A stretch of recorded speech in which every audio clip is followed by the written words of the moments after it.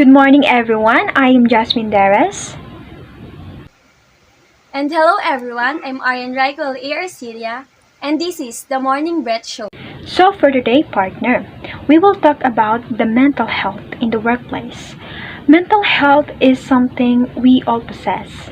When it's good, we have a sense of purpose, direction, and feel that we can cope with whatever life or work throws at us.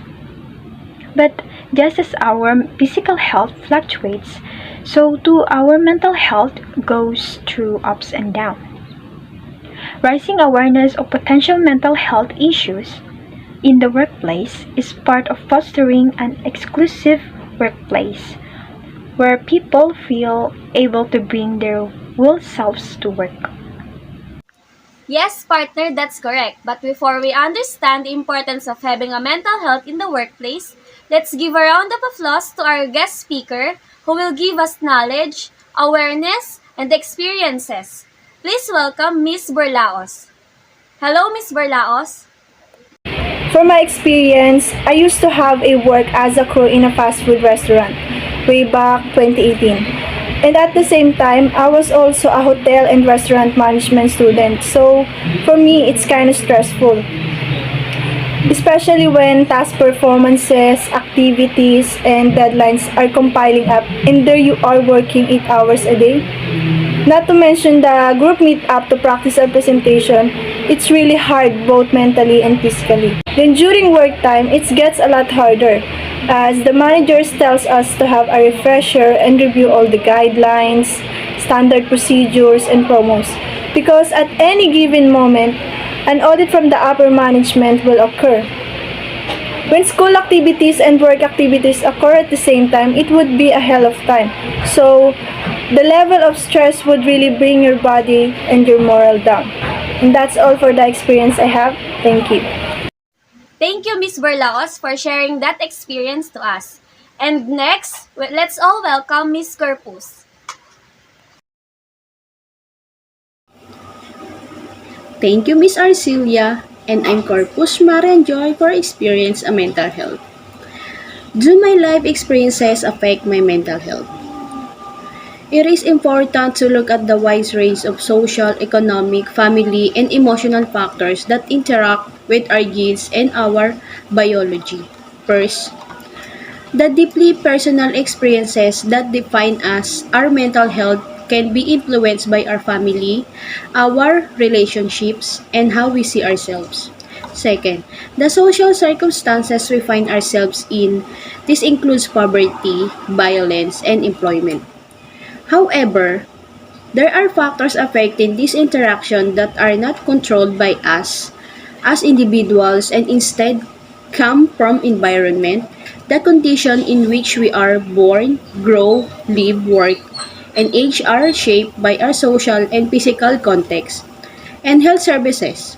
These in turn are affected by the distributions of money, power, and resources of global, national, and local levels. Among others, there include things such as income and wealth, family, household structure, social support and isolation, education, occupation, discrimination, neighborhood conditions, and social institution. Mental health is complex. There is not, nor will there be, any biomedical test that can predict what combination of personal history and current circumstances determines a person's unique states of well-being. That's all. Thank you. Thank you, Miss Corpus. And next, let's all welcome Miss Camilo. Good day, Miss Arcilia, and thank you for the wonderful introduction for me. And good day, everyone. As you can see, I'm here in front of you to share my experience of having mental health. Having a mental health problem is not good for me. Numerous negative thoughts constantly cross in mind. It always kills me. They always bring my past. They always bring the worst parts of my life that I lack in the box. At first, I thought I'd change, but I was wrong because every time I observed myself, I feel nothing. Sometimes I get easily irritated, sometimes I'm cold, sometimes I don't talk to anyone, and last, I always find myself alone in the dark room. I don't know anymore. I always say to myself that everything will be alright, but it's not. It becomes the worst. Every night I just keep staring at the wall and thinking about how can I fix myself. And later on, I will notice that I'm crying again and again and again and again. This routine I'm always facing, and I always think, how can I survive? I wish I could become a bird because becoming a bird allows you to have the freedom you always desire. You can fly high, you can go whatever you want, and you can see the light that I'm always searching for. And that's all. I hope you like it. Thank you and have a good day and God bless. Thank you, Miss Camilo, for sharing that experience to us. And next, let's all welcome our another guest, Miss Bigata. Thank you, Miss Arcelia. In my experience, having this kind of situations give me a hard time. You will be afraid, insecure, and worries in every action that you will do can also feel mixed emotion that make you lose your mind to the point that you no longer you know who you really are. There will a lot of thoughts in your mind that can be lead to you to depression. Thank you, Miss Bigata, for that. And next, our last but not the least speaker, Mr. Duninya. Thank you, Miss Arcelia. Depression is one of the mood disorder that makes you feel constant sadness or lack interest in life. Most people feel sad or depressed at times, but this is not good to your health. Depression happens in many different reasons and have many triggers. For example, bullying, stress, illness, and other reasons that can trigger your depression. I experienced this depression last year because of works and also bullying. I lost interest in other things, lost interest in meeting other people, that feeling like you want to end your life because of depression. I don't want to experience that feeling anymore. Thank you. Thank you, Mr. Duninya, and thank you, everyone. Now, let's give a round of applause to our guest speaker who will give us the tips and solution to avoid this situation. Now, let's welcome to our guest speaker, Miss Agustin. So, thank you, Miss Deres. For many of us, work is a major part of our lives. It is where we spend much of our times, where we get our income, and often where we make our friends. We can all take steps to improve our own mental health, and I will give you some tips. Talking about your feelings can help you maintain your mental health and deal with times when you feel troubled.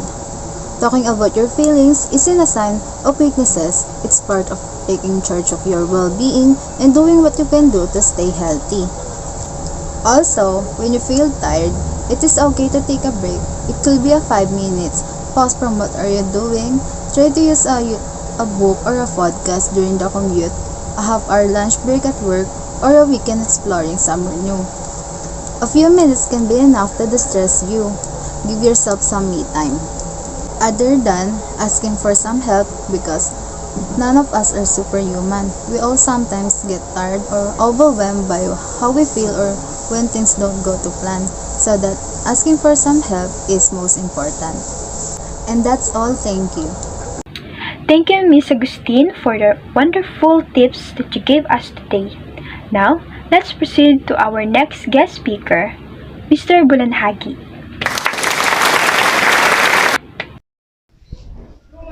This is Geoffrey Bulanhagi for Mental Health Solutions. Accept where you are now, even if it is not where you intended to be. Accept that you may require patience, help, and support to fully hit the reset button on your life with mental illness. Also, Accept support if you need it. It could be the very step you take to get you to where you want to be.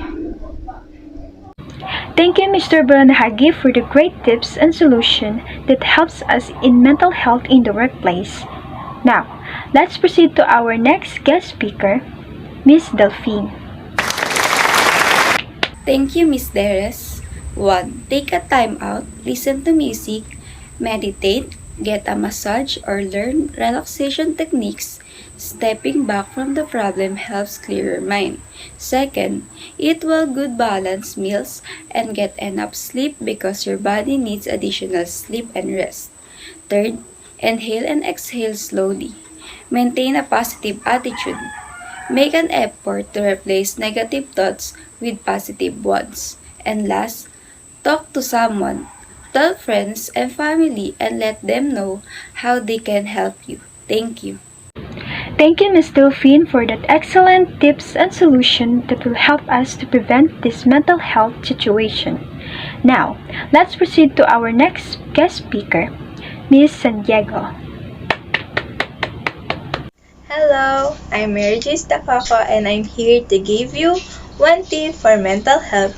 Take a break. It may be simple as taking a 5 minutes break from what you're doing, listening a book, a podcast on your computer, taking a half-hour lunch break at work, or spending a weekend traveling somewhere new. It only takes a few minutes to distress. Make some me time for yourself. If your work provides a mental health and paid time to care your mental health, take advantage it and make it most of it. Taking a vacation and time off from work can be difficult. When we are anxious taking a break, we are entitled to when we most need them. Might seem even more difficult. Plan your vacation through the year so that you always have something to look forward to.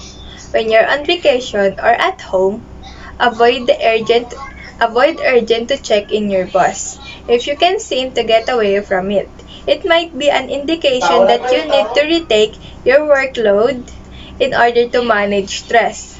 Sleep is critical for our mental health being. Pay attention to your body.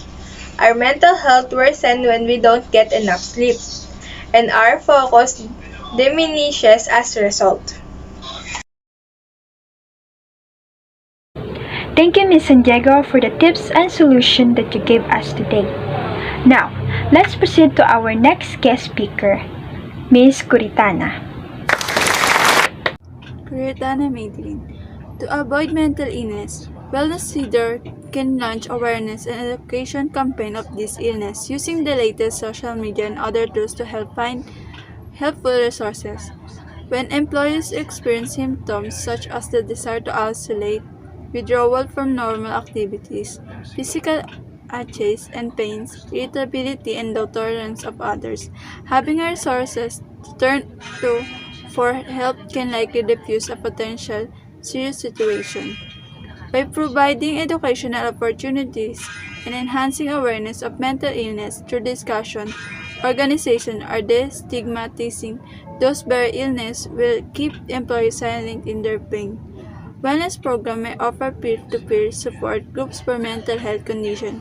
One recent study suggested that for lasting behavior change, people are best served to not only set attainable goals but to participate in small groups. When people come together with similar experience, they are less likely to feel so alone. In small groups, people are more likely to openly discuss topics such as how to cope up with the pressures of work, how to improve job performance, or how to deal with a demanding boss. Peer support groups are not to be therapy sessions, but they can be therapeutic for participants. Thank you, Ms. Curitana, for your tips and solutions. Now, let's welcome to our last guest speaker, Mr. De Los Santos. Here are some tips for mental awareness. First, keep active. Regular exercise can boost your self-esteem and can help you concentrate. Sleep and look and feel better. Second is eat well. What we eat can affect how we feel both immediately and in the longer term. A diet that is good for your physical health is also good for your mental health.